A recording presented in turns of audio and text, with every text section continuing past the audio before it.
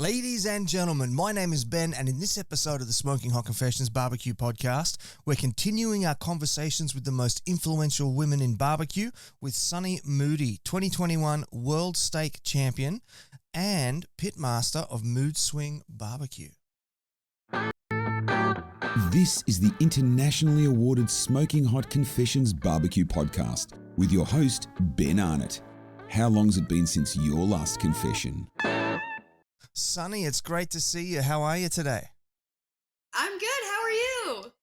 Good. I'm actually cold. It's the temperature's dropped to about less than 20 degrees Celsius here on the Gold Coast. So I've had to go get my hoodie and put my hoodie on. Oh my goodness, you can keep the cold weather. I'm ready for summer.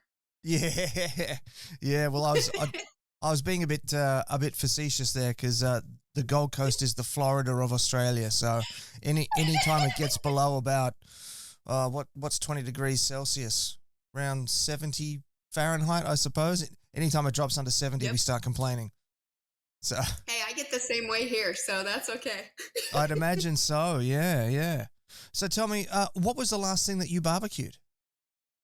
Actually, I am prepping right now pork butts to go on the smoker for a catering event tomorrow.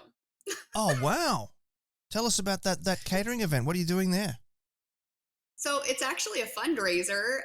I take a group of girls ages 12 to 18 out into the woods for a week in the summer, and I teach them how to cook over live fire and camping and just take them away from the world with no cell phones or technology or anything. And so tomorrow we're doing a barbecue feast fundraiser because it does cost to take the girls out there. So yeah.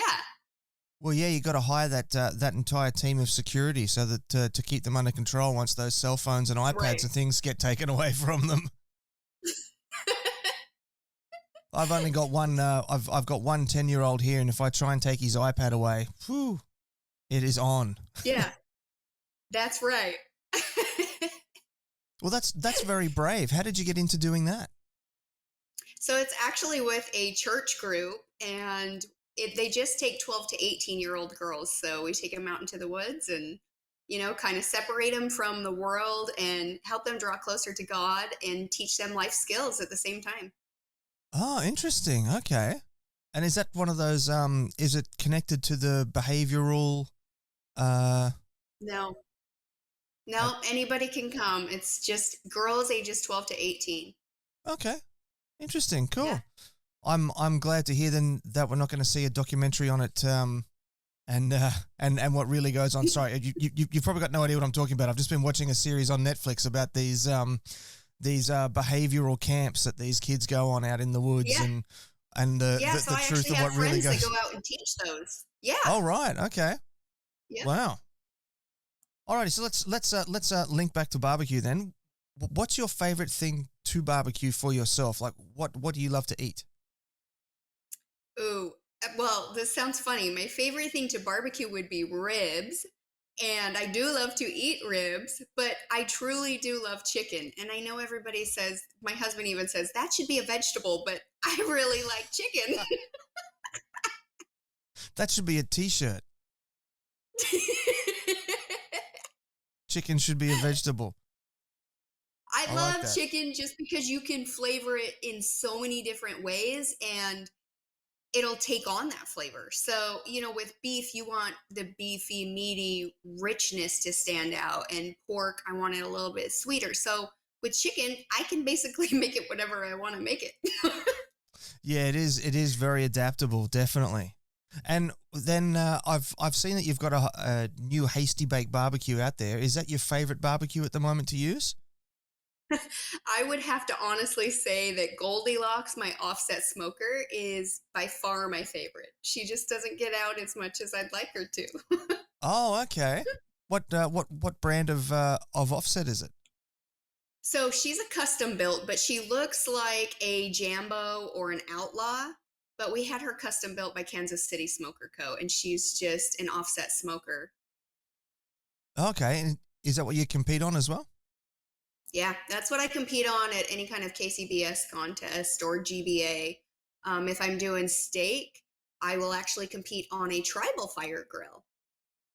Oh, I haven't heard of that one. That's a live fire charcoal grill that's actually super versatile. It's got a flat top.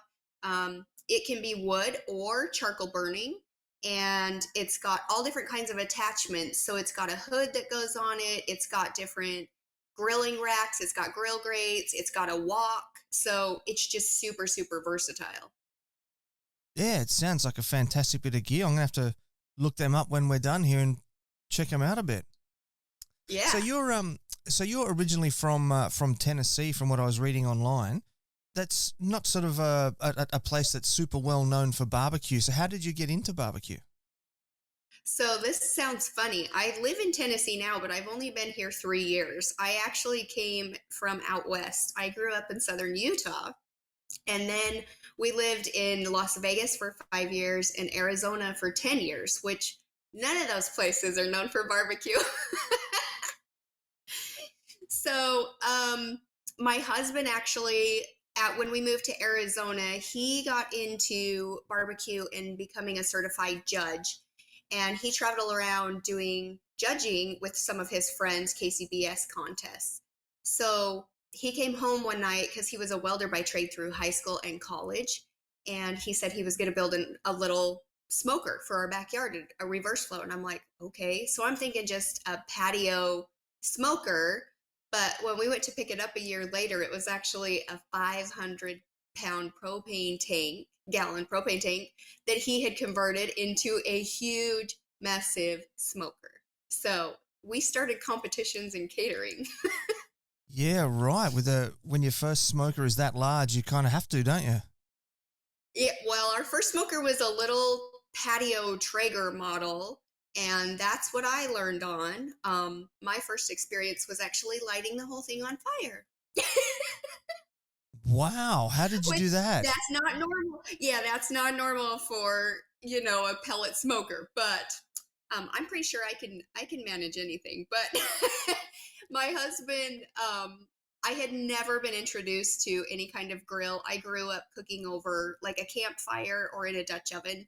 And so when he got this Traeger, he did most of the cooking, but he was going to be late one night and he had meat marinating and he said, "Can you just go throw it on the smoker?" And I said, "I don't even know how to use it." So he goes, "Just go push a button, set the temperature, come back in 5 minutes, and you can put the meat on and let it go." And so I was like, "I can handle that. I can push a button and let it go." So I pushed the button and came back in 5 minutes, and the entire thing was in flames. So I flipped the camera around after calling him. He goes, "Well, there should be a little fire in the bottom." And I go, "No, the entire thing's in flames." So I was pulling it, unplugging it, trying to get it away from the house without getting burnt. But unbeknownst to me, he had actually not cleaned the smoker and our auger got stuck. So it was jammed and it just caused like a large combustion between the two. So it was not my fault. No, definitely not. But if it does make you feel any better, I've done the same thing twice. Oh But no. that was using a hooded gas barbecue. So there was the added Okay. fun of having the little gas bottle bomb attached to it as well. So Yeah, that yeah. Luckily I didn't have that. no. Well, I got very lucky there. Very lucky. Managed to not blow the house up, but nearly blew the house up twice. Oh my So word. I know that feeling very well, very well. And so from there, then, how did you move into competition barbecue? My husband, well, we went and picked up the smoker and he had said, "We're going to start doing competitions in catering." And I was looking around like, "Who is we that you're talking about?" He goes, "Well, I actually signed you and I up for a class from Sterling Smith from Luton Booty." Oh, And I good was like, choice. "Oh, yes, good choice." But I was like, "Me?" And he goes, "Yeah, I need a pit boss assistant and you can help me." And I'm like, "Oh dear." So I think I took like 8 pages of notes in my notebook, and poor Smitty, I mean, I was like, "Can you say that again? Can you repeat that again?" And I asked a million questions, but we hit our first KCBS competition about a month and a half later, and we ended up just falling in love with it. We ended up getting a call in Brisket. It was like fifth or seventh. out of like 80 something teams. So it was crazy, but we got hooked, and meeting all the people there was just incredible. They were so helpful and so friendly and wanted to get to know us. And it was great. It was unlike any other kind of community that we had been in before. The barbecue family is like truly special. Yeah, that's a beautiful story, and incredible that you're able to get a brisket cooked that early in your competition career as well. That's still got to be a really proud moment for you. Yeah. Now, speaking of proud moments, you are, of course, the 2021 World Steak Champion, so congratulations on that. Thank you. Yeah, that was pretty exciting too. Yeah, tell us about the road to get there. What was it like? So while we were doing KCBS competitions, of course, I would ask a bunch of questions to our friends and teams that we're competing against. And some of the guys were like, Sunny, you know enough, you need to start competing on your own. And I was like, oh, I don't know about that. And then Smitty actually brought the SCA to Arizona. And I was like, well, I could start with steak, and I could compete in steak against Jeff. So he would be preparing his steak, practicing at home, and I started practicing on a different counter. And he goes, what are you doing? And I go, I'm practicing because I'm going to cook against you. And he was like, oh, really? And I was like, yep. And he was like, so what are you doing? And I go, I can't tell you because the guys are telling me what to do on my phone. Okay. So they had walked me through, like, given me tips and tricks, and I played with things at home, and I competed against Jeff, and it kind of became a fun little betting thing that we did between us. We would make just little side bets of who would place higher. It wasn't who would win it all, but who would place higher. And it was like, if he won, I would have to take golf lessons. And if I won, he would have to take tango lessons, or just fun little things like that. So he did win the first time against us, and that's okay. But the second time, I went out and just had a blast and cooked a steak, and I ended up walking first place against everybody, not just Jeff. And there were 78 teams there. And so I actually won a golden ticket to World SCA, but as well World Food Championships. So I got to attend. I mean, since then I had won multiple times, and I started placing, and I just fell in love with it. And KCBS, because this was right after 2020, and we fell in love with SEA, and KCBS hadn't opened back up in our area yet because we had just moved to Tennessee. So we hit the SCA trail, and I just ran with steak and fell in love with it. And we would still do the KCBS practices at home until they would open up, but we were winning in the SCA. So going into the World Food Championship, I was a little nervous. It was really scary because I'd never been to the World Food Championship. I didn't quite know what to expect. I knew that there were different rounds and you were eliminated, and you had to cook more than just meat in a box. And so going into that, we ended up having to take our daughters with us because their babysitter backed out last minute. I mean, we had all these kinds of crazy things just happening to us. And so I almost backed out a couple days before and said, I can't handle this. Like, we're not going to go. I don't even know what I'm getting into. And he said, nope, we're loading up the girls and we're taking them with us. We're pulling them from school, and we're going to make this happen. And I was like, oh, okay, let's go. So opening rounds there, we ended up having to cook a New York strip steak, which normally we cook ribeyes in the SCA, and that is what I had won my golden ticket with, was a ribeye and taken first. But we had to cook New York strip steaks for the opening round. And there were 40 of us, 40 cooks from around the world. And I actually ended up taking first that day. And after that, your points get wiped out. And going into the finals, the top 10 people move into the final round.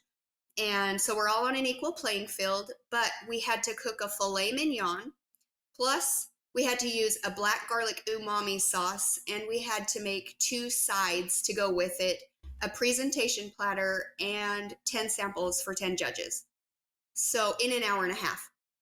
Wow. So yeah, and we only had, you found out on Saturday if you made it into the top 10 finals, and you cooked in the final round on Tuesday, and you had to submit like a full on written out recipe, down to the measurements of every ingredient you were using for your final dish.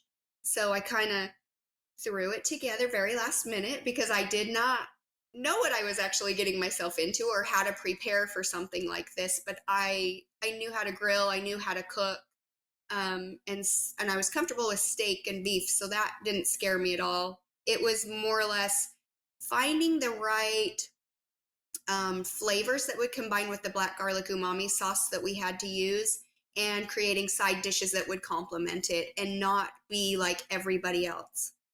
So I thought outside the box a little bit.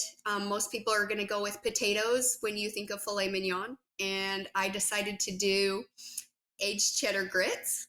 And I did raspberry chipotle Brussels sprouts. And then I used the black garlic umami sauce to make a mushroom creme reduction sauce that went on top of my filet mignon. And I topped it with white truffle, fresh shaved truffle. So yeah, very different than what you would expect, but it ended up winning first place. So that crowned me the world champion.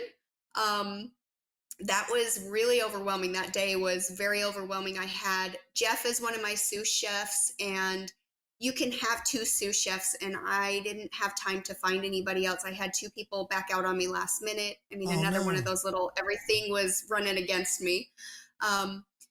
But while I was there, my Tribal Fire Grill sponsor, he's actually a chef. And so we started talking through recipes, and I was like, can I have you on my team? And he was like, yeah, I'd love to cook with you. And we just jived. Like, if you're a chef and you create recipes, you click with somebody who cooks the same way. So we just clicked, and he knew what I was trying to do and what I was trying to create. And we met for the first time as a team, Jeff and I and Trip, 30 minutes before we went into the final round. We did not have a practice cook. We didn't, go shopping together or anything like that. We had only talked through like text messages and on the phone a couple times, and then showed up and made it happen. So I knew that it was anybody's game that day because I got to see all the presentations and what everybody made, and they were absolutely phenomenal. So I didn't know, I had no clue who was going to win the world championship. But I ended up taking it, and I was told afterwards that I was the first person to actually win first place in ribeye, first place in New York strip, have my points wiped out, and then first place in filet mignon. And I'm the first person that's done that. Wow. That's amazing work. Well done. Thank you. Kind of fun. Yeah, yeah. So just to clarify a couple of things there that I might have misunderstood. So you won the 2021 SCA championship, is that right, for steak? And that got you the entry into the World Food Championships? No, so you have to win a qualifying SCA event. So my event that I won first place against Jeff and all the other 78 people was a qualifying event. It wasn't the World Championship. So okay. That got me a golden ticket to the SCA World Championship and to the World Food Championship. I got 2 golden tickets out. Yeah. Gotcha. Yeah. And who actually, like, if you have to supply all those written recipes with all the measurements and everything, do you retain ownership of the recipes, or do they go into like a World Food Championship cookbook type thing that people can buy later? I have the rights to them, but they do have my recipe and they can use them later. So I think they are going to be posting those after we go to the final table. So actually in 2 weeks, the top 10 champions from all the different categories, because I'm the steak world champion. There's 9 other category world champions. And so there's soup and dessert and burger and all these other categories. There's 10 of us total. All of these chefs and champions are competing against each other in the final table in 2 weeks in Lake Murray, South Carolina.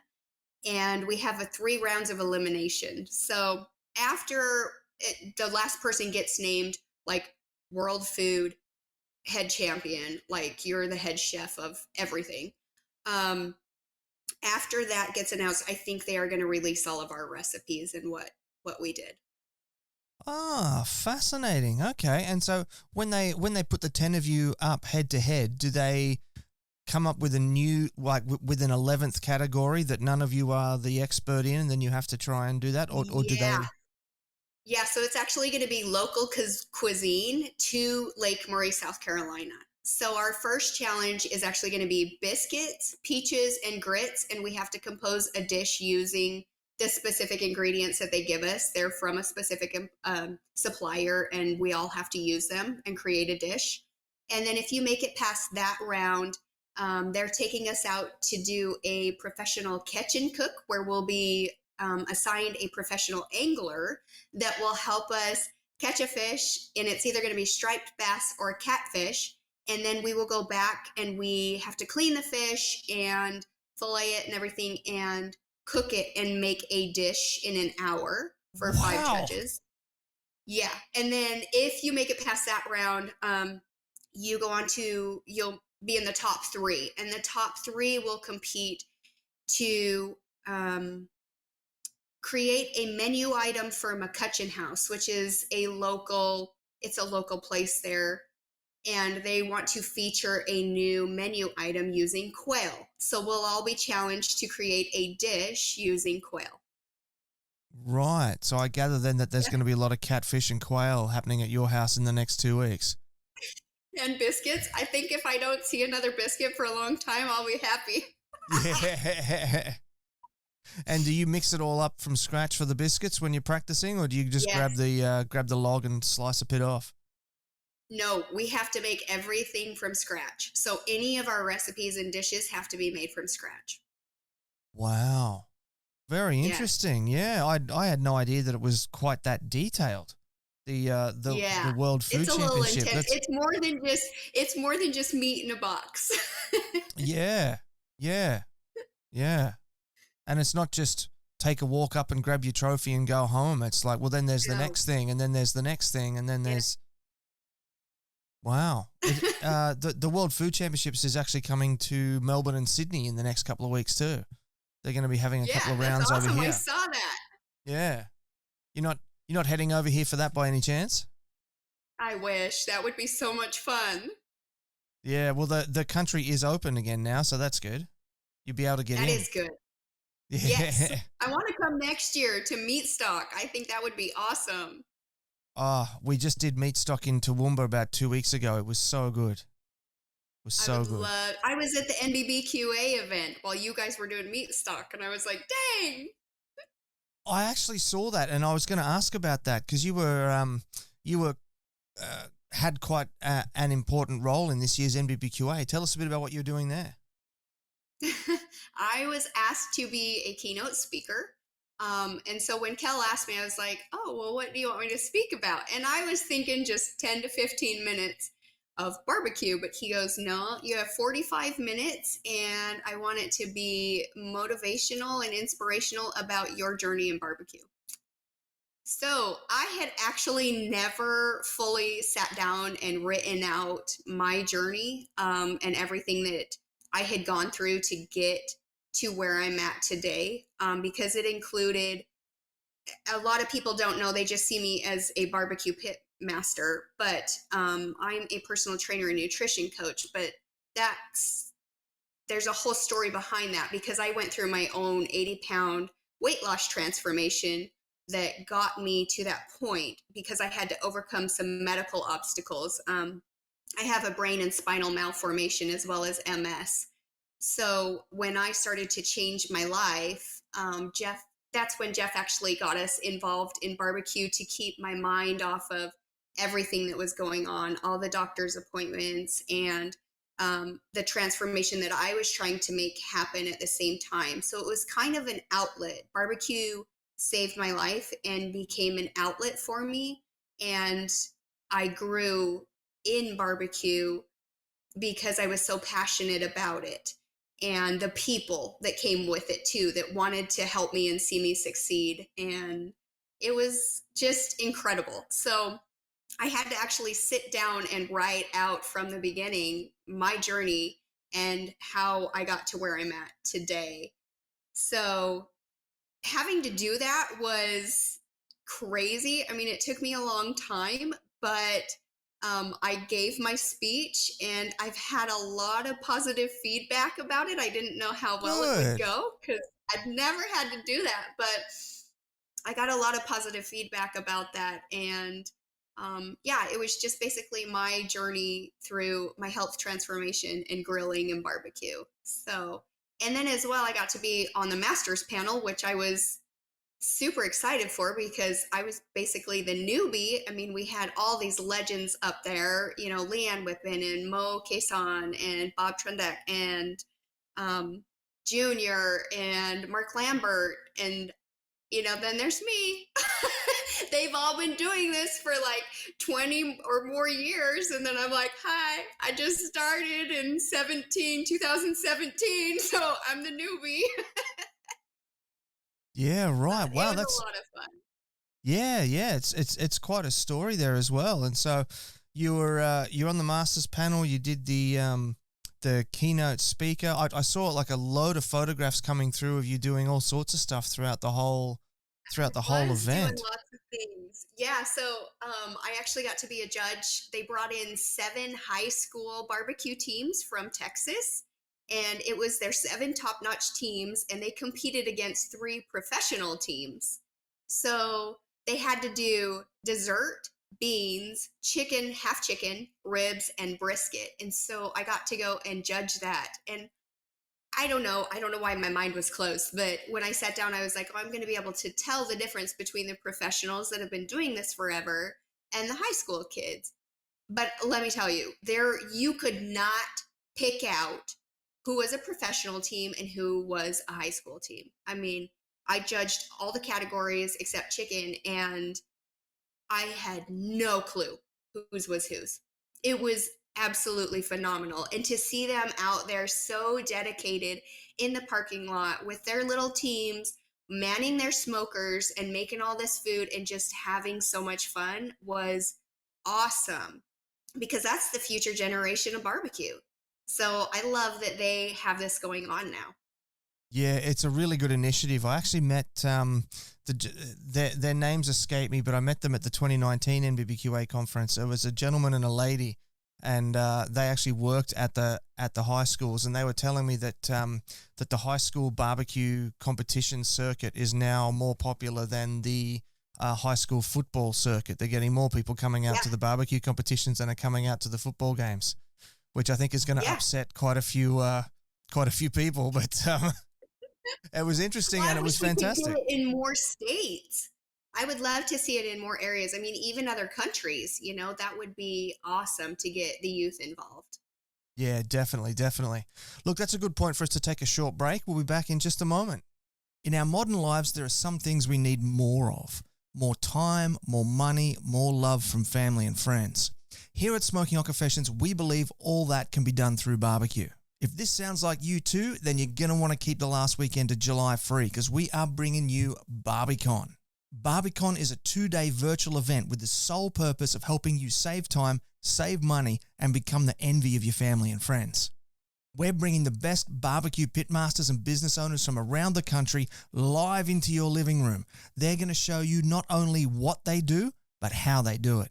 If you're a backyard barbecuer, we're going to shorten that learning curve, eliminate the ruined meals going into the bin, and cement you as a barbecue legend among your family and friends. And if you're a barbecue business owner, we're going to share all the shortcuts to success, the tips and tricks to trim your budget and maximize profits, and build a thriving business that will help you take care of all your loved ones. Pre-registrations are open now, so hit the link in the description, bang in your details, and you'll be the first to be notified as soon as the early bird tickets are available, any specials that we're running, when we announce presenters, freebies, and more. So I'll see you there. Got a project you'd like to work on with the SHC team? Shoot Ben an email on ben@smokinghotconfessions.com and let's have a conversation. Alrighty, we're into the second segment of the show now. So I thought we'd sort of drill down a bit more into your barbecue team, Mood Swing Barbecue. However, before that, I did just want to say congratulations on that 80-pound weight loss journey. You're the first person that I've actually met and spoken to who've told me that you got into competition barbecue to get fit. For most of us, it's the other way around. We I hear that a lot. Yeah. No, that's great. Yeah, that's great. that was pretty cool just because I found ways, and that's why I became a nutrition coach as well as a personal trainer after I went through my transformation. I found ways when I was going through my transformation. Everybody hears about eating bland chicken, rice, and broccoli, right? That's what you have to eat to lose weight. Well, that's not the case. And I learned that from my trainer. So I found ways to make food flavorful on the grill or smoker by using different woods, by using different proteins, by switching up my seasonings, and taking out some of the fats and replacing them with broths, switching out some of the salts with sumac because it provides the same flavors. Just learning and combining different foods and seasonings in my kitchen and then throwing it on the grill to get that kiss of smoke, or on my smoker for a low and slow cook, depending on what I was making. I actually ended up having trainers from the gym, which they were Olympic bodybuilders. They started ordering meat from us because I made it so flavorful without adding in all the extra stuff. You hear about barbecue being heavy and overwhelming and super sweet or sugary or whatever. I made it flavorful without having to do that because the meat can stand on its own. So, yeah. Very nice. Yeah. And so do you take those recipes into the competitions then, or do you subscribe to the somewhat strict barbecue rules for hand-ins? Every once in a while, I will play with flavors at a competition. I will get risky, and Jeff goes, "You're not going to win." And I'm like, "I don't care. I'm going to test the limits today." But most of the time, I do have to conform in order to win. So fair enough. I still don't like to. No. So you mentioned there before that you do very well in SCA, and you've been doing some KCBS competitions as well. Do you have a particular preference for the low and slow or the grilling? So we actually compete in MBN in Georgia BBQ Association, which is all pork, and then KCBS and the SCA. So we do a lot of variety. When we first started out in KCBS, we were hitting. I mean, we went on a winning streak with like ribs. We run like 6 times in a row, first place. And wow. You'd roll up and they're like, "If you win today in ribs, I'm not even coming to a competition with you again." Like, it got to that point. So we were doing really, really well in KCBS when we were running KCBS, as much as we could. We moved to Tennessee for work, my husband's job, and that's when everything got shut down just a few months later. So that is when we sold our huge reverse flow smoker, and we started building Goldilocks, our little custom offset smoker. I mean, she's really not that little, but she's smaller than the huge one. So, but everything was shut down and KCBS was shut down. So we started on the SCA trail because it opened up faster than anything else. So do I love the SCA? Yes, because it is super easy. It's cheap. I mean, it's, $150 and the meat's included, and everybody's on the same playing field because the meat all came from the same place and it's cut the same thickness. You set up your grill, you cook a steak, you're in and out in a day. So, and payouts really well. So yeah, I do truly love the SCA. But recently we have hit a couple KCBS comps and I love them. Like, I love tending a fire. I love the low and slow cooks. I love having to deal with all 4 meats. And just finding the perfect pieces that you have to put in a box. I do not like trimming chicken, and I don't think I ever will like trimming chicken. But I do love everything else about it, because whoever came up with the fact that you need to take the chicken skin off and scrape the fat and shape it and mold it and create a pillow, that's ridiculous. Yeah, they have a lot to answer for. Yeah.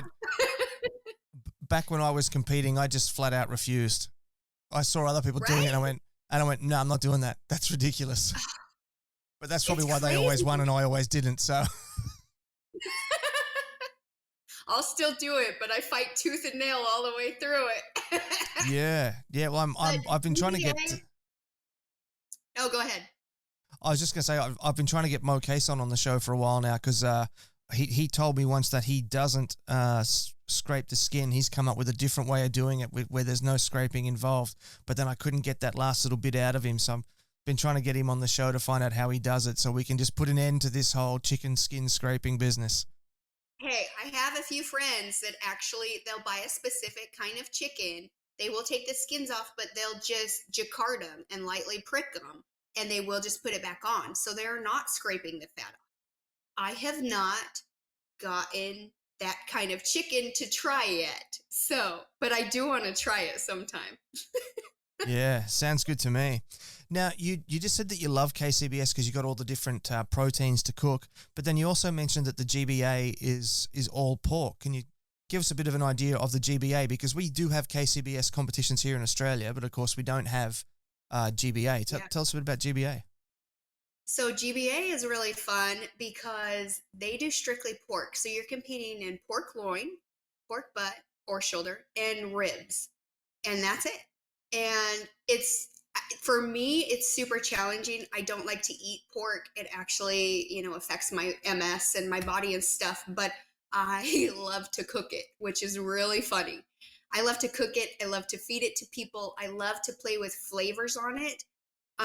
And also coming from Arizona, if you know anything about Arizona, it's spicy out there. People like spicy flavors, so we bring the heat. Coming over here to Georgia, they are known for sweet and peaches. And so for me, that was a challenge to switch and learn, was how to sweeten it up enough that they would love the flavors. I did end up learning how to do that, and I went to Myron Mixon's Hog Drop. I was invited to that invitational cook-off on New Year's Eve. There were 10 of us teams competing, and I took reserve grand. So apparently they liked my sweetness. I will tell you that I use a lot of sugar and honey and peach. And it would probably send you into a diabetic coma coming from my nutritionist side. But they loved it and it worked. So And was Myron himself competing there?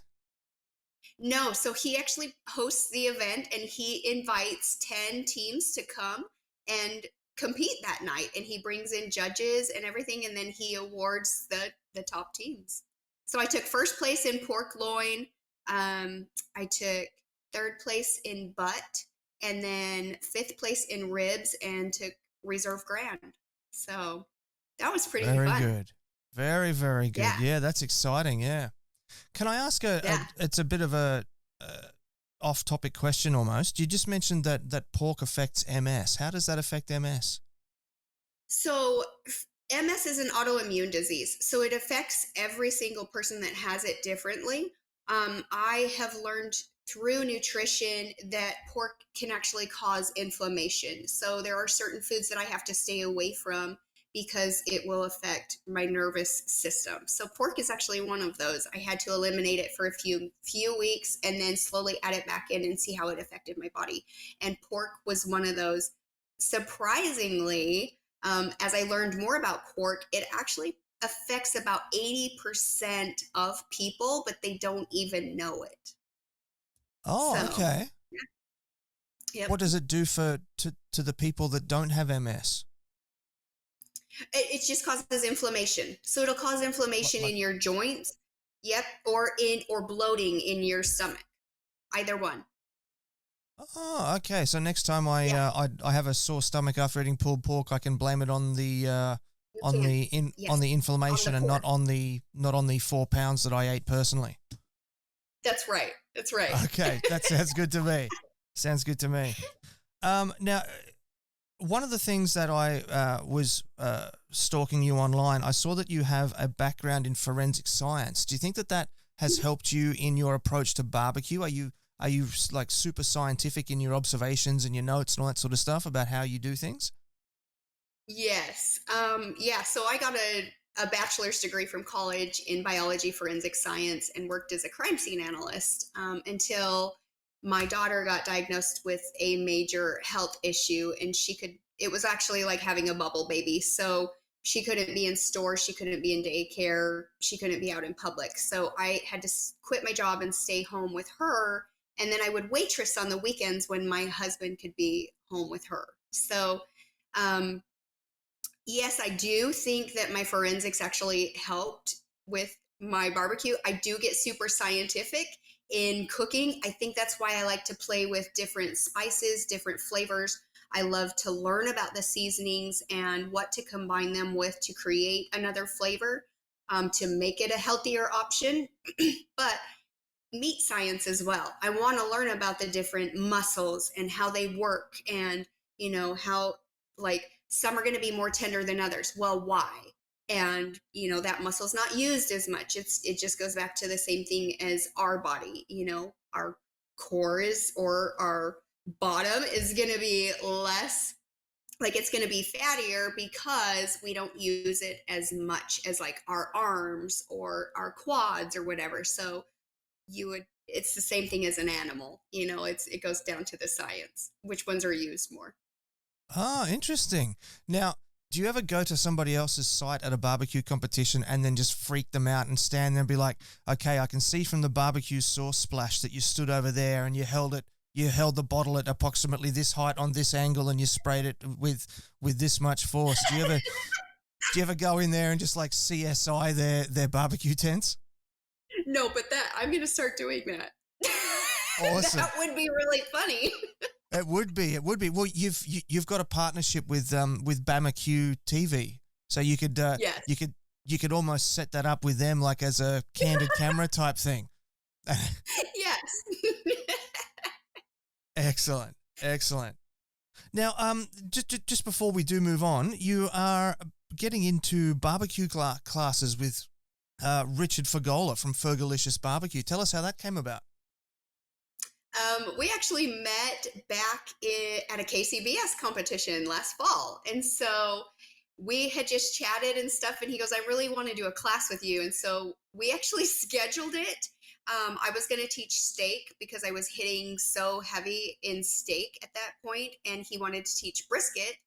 And so we planned our class. And the funny thing was, we planned our class. And the next week, I won my world championship in steak. And the following week, he won his world championship in brisket. So nice. It kind of it worked out so cool. So yeah, that's kind of unique. It was fun. Yeah, super good. And so obviously you're going to be teaching about steak and about brisket. How's the class going to sort of flow? Are you going to be sort of breaking down what rubs to choose and how to match flavors and all that sort of stuff?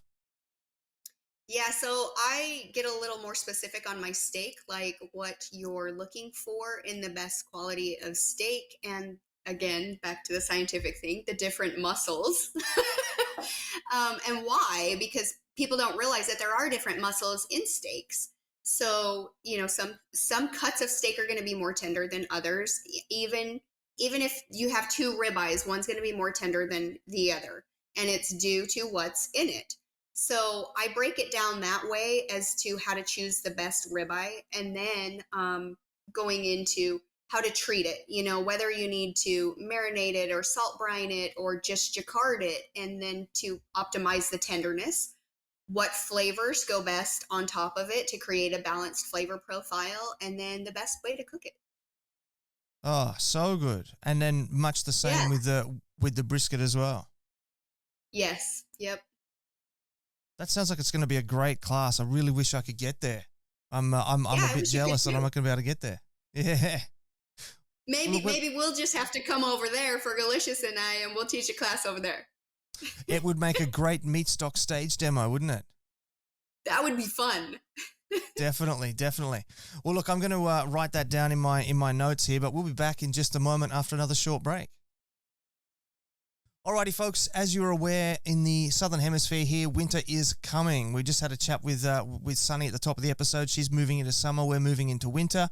So we're moving into winter now. We've got some beautiful merch to keep you warm during the cold months. We've got our Hail Mary hoodies. I've actually got one on right now because, as I said, it's less than 20 degrees here on the Gold Coast now, so we're all sooking. And it's keeping me nice and toasty warm here in the Smoking Hot Confessions studio. We've also got t-shirts if you're from the far, far north and it's time to pack away your summer singlets and bring out your winter t-shirts. And we've also got our beanies as well. Oh, and our tumblers. Keep your hot drinks hot as well. So head on over to smokinghotconfessions.com/shop. Check that out. They feature our award-winning Hail Mary design, picked up Best Barbecue Apparel at NBBQA 2020. So head on over, check that out, smokinghotconfessions.com/shop. Any purchase helps us run the show and continue the show, so we really would appreciate that as well. So, smokinghotconfessions.com/shop. Check it out. You're listening to the internationally awarded Smoking Hot Confessions podcast with massive barbecue nerd Ben Arnott. Okay, Sunny, this is the third segment of the show now, and this is where you get to give a bit of a dedicated lesson or a little bit of an explanation of something to our listeners and our viewers. So I'm going to just sit back. I've got my pen and paper here to take some notes, and I'm going to throw it over to you, and you're going to teach us something. I'm going to teach you something. All right. You want to learn about brisket or do you want to learn about chicken wings? Ooh. Steak for a class. Dealer's choice. Let's go with chicken wings because sometimes people are always searching for that perfectly crispy skin, but it's hard to nail unless you know how to nail it. Now, there are two different ways that I have won first place in chicken wings multiple times, and I have actually used two different ways to cook them. If you just smoke your wings, you love the flavor because you're getting that smokiness. But if you're going to smoke them the entire time, sometimes that skin won't render down and you get that, it's kind of rubbery. You don't want that flavor in your mouth or the skin's rubbery. So you can actually, I like to soak mine in a chicken soak overnight. And then I'll remove them and I'll pat them dry and I will sprinkle either rice flour or baking powder over the top of them, just lightly over all the chicken wings on both sides. And then I will season them. Then I'll throw them on the smoker for a while. And then I will actually take them out once they've received enough smoke and I will flash fry them. And the reason being is flash frying them is going to crisp up that skin just like you want it, but it's still going to be bite through. So I won't pull my chicken wings off the smoker until they hit about 180. Now that sounds funny because they should be done at 180. But with chicken wings, you can actually take them higher and the tendons and the cartilage and everything that's in the chicken wing is going to break down further. So you're actually making it more tender inside and more moist. So I'll pull them off around like 180, 185, and I'll flash fry them in a fryer.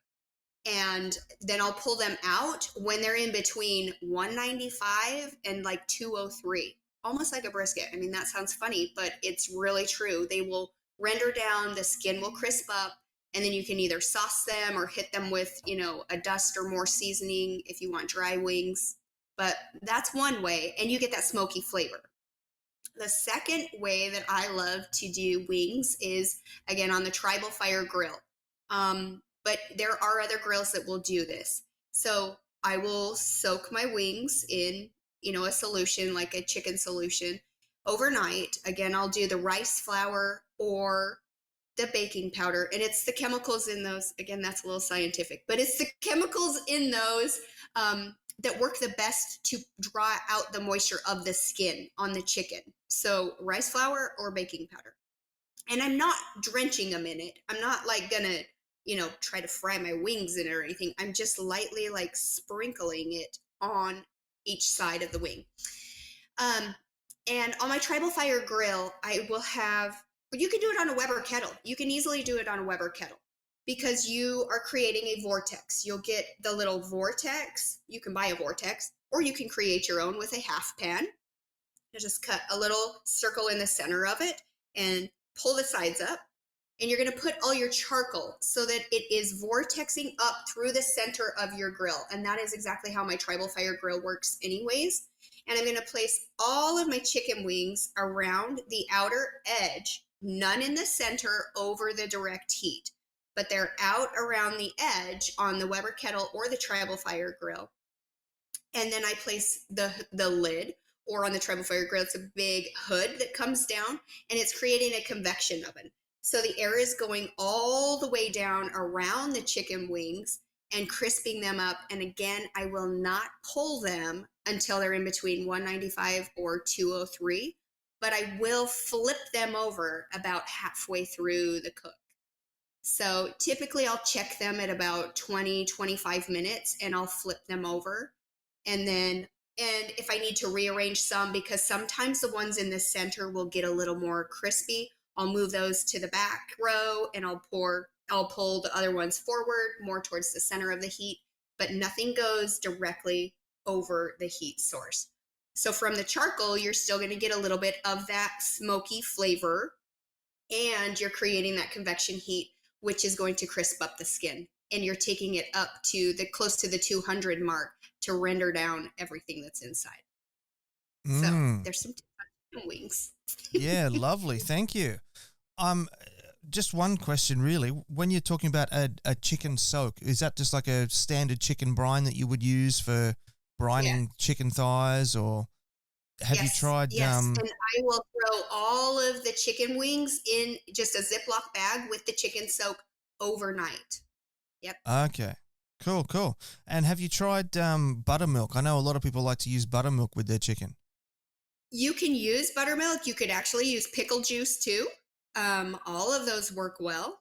Yeah. So any of those. I mean, you could try any of those. Pickle juice is going to give it a different flavor. I personally like the flavor. But yeah, buttermilk's going to be a safe bet, and it's just adding extra moisture. Pickle juice is a brine. It's the citric acid and everything in it that will help add moisture, but it does add a unique flavor. I love it. But then you can add your seasonings on top of it too. Yeah. Do you find that the acidity in the pickle juice, does it sort of denature the protein a bit and sort of tenderize it that way? Nope. No? Okay. Nope. Cool. All right. Well, look. I'll do it with chicken breast too all the time. That's one way that I retain moisture, because a lot of people complain about dry chicken breasts. So I will actually use pickle juice. I'll take like a huge jar of pickles, and my girls will eat all the pickles. And then I'll put my chicken breast down in their jar and let them soak before I do anything. And they turn out moist every single time. Beautiful. I'm going to give that a crack if I can stop my wife from drinking the pickle juice out of the jar. Right. She loves it. She loves it. Raw chicken in it and she won't drink it. Well, I don't know. Do not drink. Yeah. Well, look, that's probably a good point for us to start to close out this episode. So I'll get you to give some thanks, give some praise, give some shout outs to people that have helped you out along the way, and tell everybody where they can follow you on the internet. Yeah, absolutely. So there's quite a few people that I have to thank. First of all, my barbecue family, because I wouldn't be where I'm at today without them, including Smitty, Sterling from Loot and Booty. I have quite a few people. I mean, a lot of people along the way. And Cosmo, he's one of my sponsors and a great mentor for me. So I'm able to use all of his clean eating rubs for developing recipes for my clients, for my fitness clients. And I can use all of his sauces and rubs for competition or in the backyard. So that's an added bonus. I love his products. And then Tribal Fire Grill has been a great sponsor. I love any kind of live fire cooking machine. So it's not just your typical, Weber kettle, which are still great, but it's so much more versatile. So that's been super fun. Victorinox knives, they were actually my very first sponsor. They found me and I was using them at my steak comp where I took first place, and they asked me what I was using and I had no clue who they were. And I was like, oh, I love this knife and I've always used these knives. And so he wanted to sponsor me. And then Matt Overson from Wicked Pig, he has been great. I use his marinade to actually win my SCA competitions, but I used it in my GBA to take reserve grand on pork too. So it's not just for beef. So that's been super fun. And BBQ's, of course, been great to partner with and have fun with and create some content. So right now, I am teaching some classes. I have more that are going to be released soon. The Fergalicious one is coming up next week. It's on the 23rd.